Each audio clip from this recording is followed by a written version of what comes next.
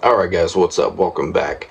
Just wanted to hit you with this little story of how I was the ultimate dirtbag, and this is one of the biggest regrets of my life. Definitely not proud of this, but stuff like this happens, man. In the world of substance use, the party life, it happens, man. So, check this out, man. Back in 2016, my first rehab. I meet this guy from California. We'll just call him B, right? Met him in rehab. Super cool dude. Hilarious guy. We both played baseball. We clicked. We're both Virgos. I played second base. He was a shortstop. So we had that little connection, man. If you know baseball, you know, right? If you know, you know. So I'm in that rehab for probably, it was actually 2 months, right? And so I leave. I go from rehab straight to sober living, And the guy B, he was due to get out of the rehab in 2 weeks, right? 2 weeks after me. So anyway, fast forward some time. We're both in rehab. I arrange a way to where we could become roommates. We do that for a little bit. We're tight. We're programming, going to AA, going to NA, going to the batting cages, playing some pool, right? There was a couple cool guys in the house, a few guys in the house. Everyone was cool. We all respected each other, minded each other's business, except for this one guy. This one guy, it seemed like he never left the house, the sober living house. He was on probation, intensive probation, right? So he was bored. He had no hobbies, did nothing. So he would be in and out of our rooms all the time when we didn't even ask, right? We'd just be chilling. Me and B would be talking, kicking back, enjoy our day off. And here comes this dude. Just seeing what we're up to, right? So we get annoyed with that. We get annoyed pretty quick. So anyway, B and I, we decide to spend more time away from the house. We're just annoyed. We're fed up. We can't get any peace, And now that I think back, we didn't set any boundaries with this guy. I guess we didn't want to cause any problems in the house, right? No weird energies, nothing like that. If we set a boundary, we thought it would just be weird around the house, and that would cause more problems. So we just dealt with it. On one of the nights, B and I were at this pool hall on the east side. We decided to have a beer, right? That turned into 3 beers, and that became a pattern for us, like a weekly pattern. Started off like one day, we got away with it, right? And then maybe 2-3 days a week. That just became a pattern, and we'd have to sneak back into the sober living. On one night, we're at the pool hall, hammered, man, drinking a 24-ounce glass of beer, right? Probably about 3 of them, 3 or 4. And I get this wall of hair in my butt, I've said before in the past, every time I drink, it makes me want to do some other stuff, some uppers and stuff. I forgot to mention we're both ex-black users at the time, right? That's what led us to rehab. So I'm hammered. I'm feeling good. Thinking bad things. I just got like a severe supreme fiend for black.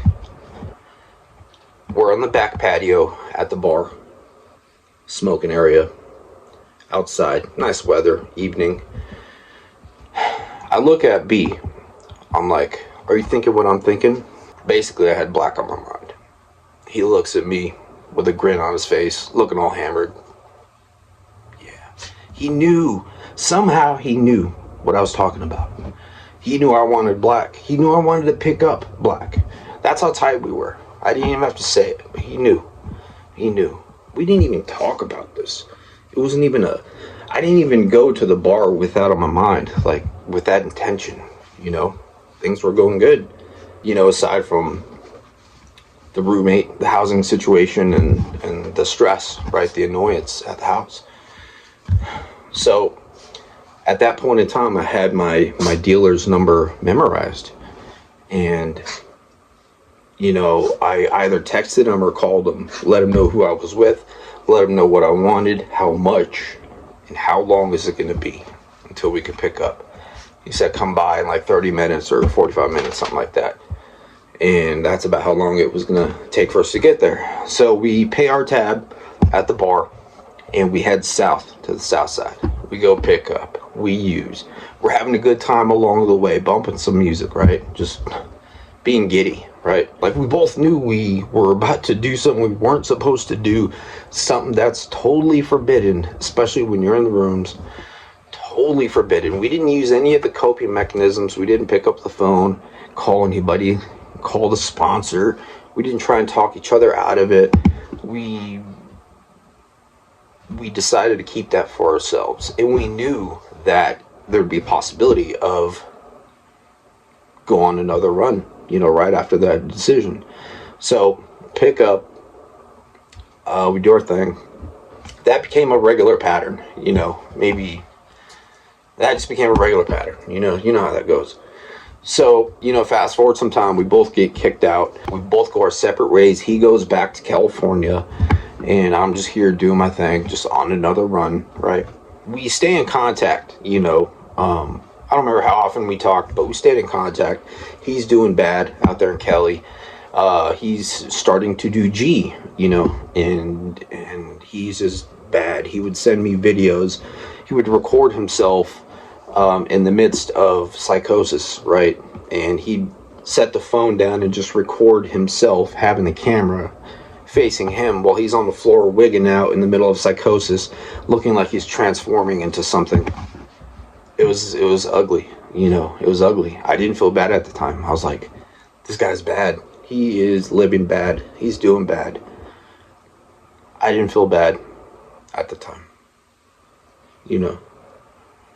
I knew what I did was wrong, but I didn't feel bad at the time, probably because I was hammered. So fast forward a little more time, he ends up catching a case. He was out of money. One day he decided to go for a walk or something. He went into somebody's garage that was open. He lived in a really nice city up in Cali, and somehow he got caught taking something. I don't know the exact details, but he gets locked up, and I don't know if his charge was like breaking and entering or burglary or something, but he has to go to prison, right? I think he just went to classification only, and then maybe some probation. I don't know. I know he didn't have to do some long time, but he had to go to classification up in Cali, and that was it, as far as I know. And we lose contact. So I'm still on another run, or I'm still on the same run, right? And sometime after that, he gets a job at a rehab, in like a recovery coach or something like that. He's doing great, right? I was trying to reach out every so often, see how he's doing. But the last time I heard from him, he said he's doing well. He's working at a rehab. And that was that. I was like, cool, man, cool. I think I told him I was doing YouTube at the time, so he knew of my channel. That was back when I used to tell stories or something like that, right? So yeah, that was back in like 2016-ish. I think one of the final times I hear from him was around the time I started my YouTube channel, and that was that. I haven't heard from him. I haven't heard from him.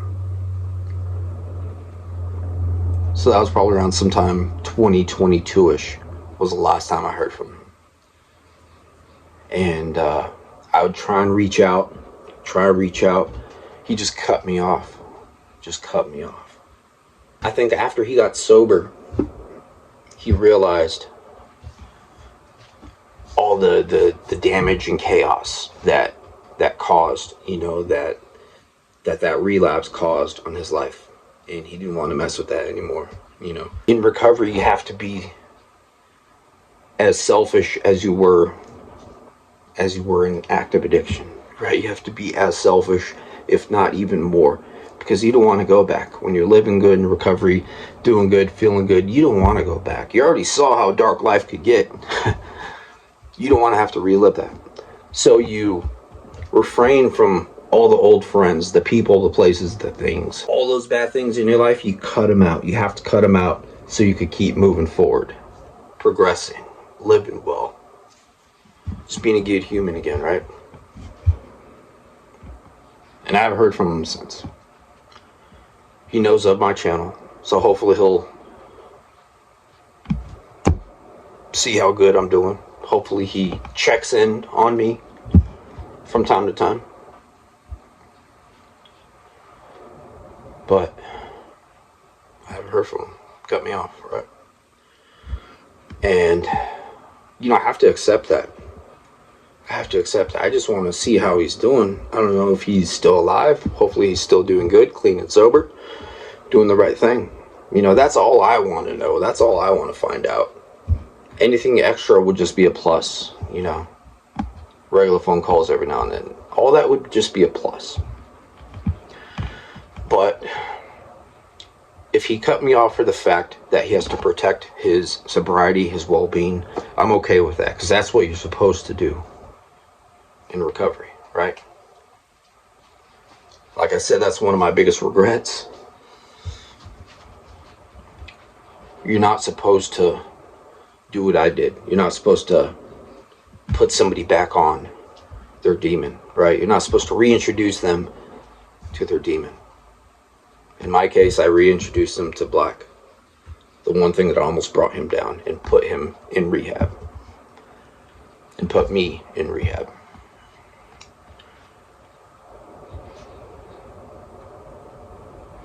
Learn from this. Thanks for watching.